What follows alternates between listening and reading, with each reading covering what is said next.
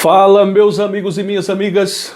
A CPI do golpe que estava aí sendo utilizada como grande trunfo do bolsonarismo, dos atos do dia 8 de janeiro, porque eles queriam criar uma narrativa contra o governo Lula, ela agora virou um pesadelo para eles. Houve uma reviravolta muito grande depois que o tenente-coronel Cid e o Ailton Barros, o 01 de Bolsonaro, foram presos, porque diálogos foram encontrados onde eles tramavam um golpe, reforçando até e piorando a situação de Anderson Torres em uma outra frente, porque a minuta do golpe foi encontrada na casa do Anderson e as coisas são bem parecidas, as coisas se encaixam. O que é que ocorre? A CPMI virou no Senado. O presidente do Senado, o Rodrigo Pacheco, indeferiu todos os pedidos feitos pelo líder das oposições, o senador Rogério Marinho, ex-ministro do Desenvolvimento Regional de Bolsonaro. O governo vai ter maioria, o governo vai ter a presidência, o governo vai ter o relator, ao que tudo indica. Veja uma matéria no 247 que diz: Pacheco fortalece ala pró-Lula na CPMI dos atos terroristas do 8 de janeiro. O que é que está acontecendo? Houve o indeferimento de questões de ordens apresentadas pelo senador Rogério Marinho, do PL, do Rio Grande do Norte, contra o movimento político articulado por Randolph Rodrigues da Rede, e abriu caminho para que o governo Lula tenha maioria na comissão parlamentar mista de inquérito. Isso é importante. Lembrando que nós teremos a ala técnica, composta pelo senador Omar Aziz, que presidiu a CPI da Covid, composta pelo Randolph, que foi um dos grandes, eu diria um dos grandes destaques daquela CPI, mais até do que o relator Renan. Teremos o senador Renan, e nós teremos também a ala midiática, a ala política midiática, que é aquela ala que tem força nas redes sociais, como o deputado federal Lindenberg Farias, como o deputado federal André Janones e alguns outros. Segundo a Folha de São Paulo, Pacheco também avalizou uma manobra do presidente da Câmara, Arthur Lira, que favoreceu o PT na composição do colegiado. A decisão sobre questão de ordem em torno da mudança feita por Randolph, que trocou o bloco parlamentar do qual fazia parte no Senado, porque ele saiu de um bloco parlamentar que, se ele permanecesse naquele bloco parlamentar, ele não poderia ser indicado, né, como integrante da CPI. Aí o Randolph sabiamente sai daquele bloco parlamentar, se integra a outro bloco parlamentar e aí faz com que ele possa se fazer presente na CPI nos interrogatórios que serão realizados.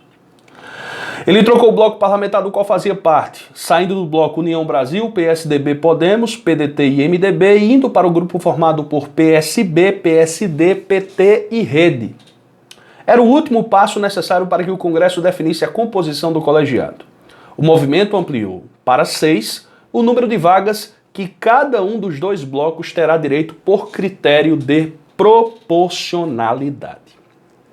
Para fechar, Pacheco também seguiu o entendimento do presidente da Câmara e excluiu a vaga do Novo na comissão por não ter conseguido atingir a cláusula de barreira nas eleições. Isso faz com que, por exemplo, o deputado federal bolsonarista Márcio Van Hatten, do Rio Grande do Sul, não faça parte dessa CPMI. Esse cara é um bolsonarista infiltrado no Partido Novo. Desta forma, o partido não entra no cálculo da proporcionalidade partidária utilizada para definir a composição do colegiado.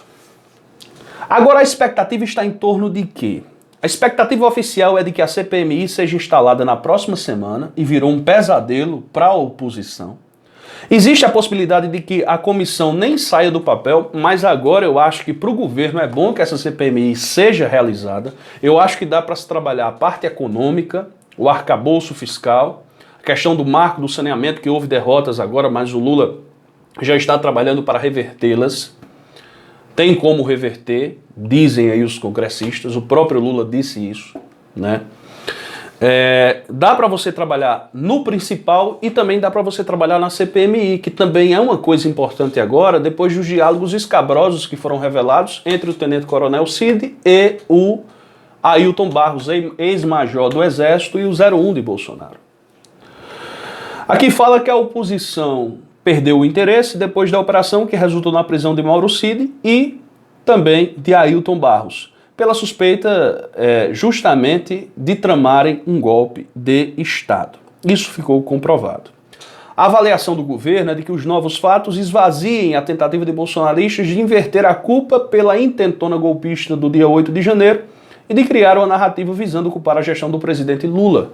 Eles queriam dizer que o Lula foi omisso, eles queriam dizer que o Flávio Dino foi avisado, mas não tomou nenhuma providência. E por último, a mais absurda tese de que o Lula quis se autogolpear.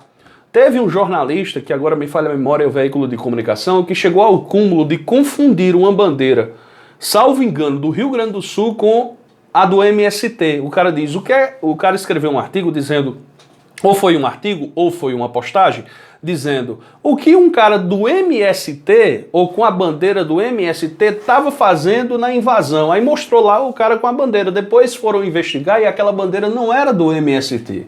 Era do Rio Grande do Sul, salvo engano. Né? Então o cara foi desmoralizado. E parece-me que é um jornalista aí da velha mídia. Vejam até que ponto eles chegaram. Tá certo?